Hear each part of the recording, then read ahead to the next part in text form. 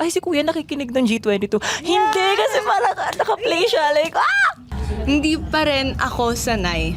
Even sa radyo, even pag nasa kotse lang, hindi pa rin ako sanay pag naririnig ko yung boses ko dun sa speakers na naririnig din naman. Parang, boses ko yan. Oh my gosh.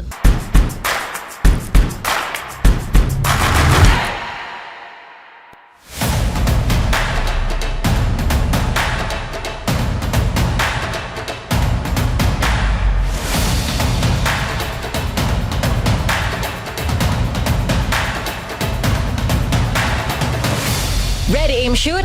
Hi mga kapuso! Hi ATM! We are G22.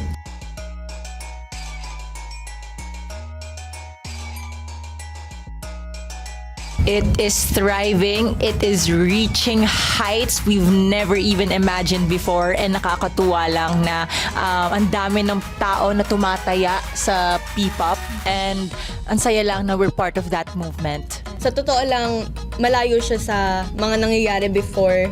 Pero ngayon, nakikita na nila and nare-realize nila na tayong mga Pilipino, may sarili tayong talento na kaya nating ipakita sa ibang bansa din. So, yun.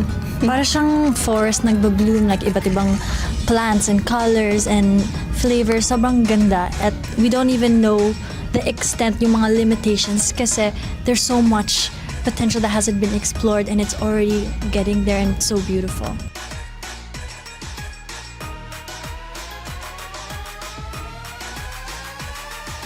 Ang daming beses na, pero hindi pa rin ako sanay.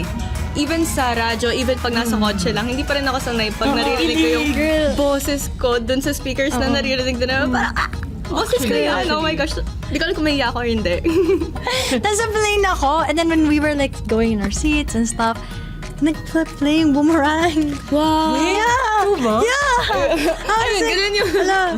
Totoo. Hindi pa rin kami Sa makapaniwala. radyo, as in, pag kunyari, ano mo yung sa transportation? Yes. Transportation, ano mo yung sasakay ka? Car hailing. Car hailing. Yes. Sabog. Ayun. So, ayun, sit ka lang doon. And then mamaya ay si kuya nakikinig ng G22. Hindi, kasi parang naka-play siya. Like, Thank you, ATM. Bye!